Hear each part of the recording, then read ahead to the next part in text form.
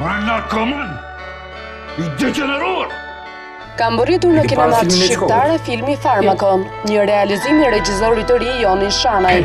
Në qendër të filmit është historia e të riut Branko, i cili interpretohet nga Klevis Beka, apo i njohur ndryshe si Castro Zizo, dhe rrugëtimi i tij drejt pjekurisë dhe kërkimit të së vërtetës në një periudhë të vështirë tranzicioni. Në këtë film autorët paraqesin dhe ilustrojnë dorëzimin kundrejt korrupsionit, me të cilën përballemi ne ditët e sotme. Ky sistem ku ne jetojmë në thelb na prek të gjithë edhe në gjërat tona më intime, edhe në jetën tonë personale, pra nuk shpëtojmë dot nga marrëdhënie super korruptive ku ne jetojmë. Në rolet e tjera kryesore interpretojnë Olta Gixhari dhe Niko Kanxheri.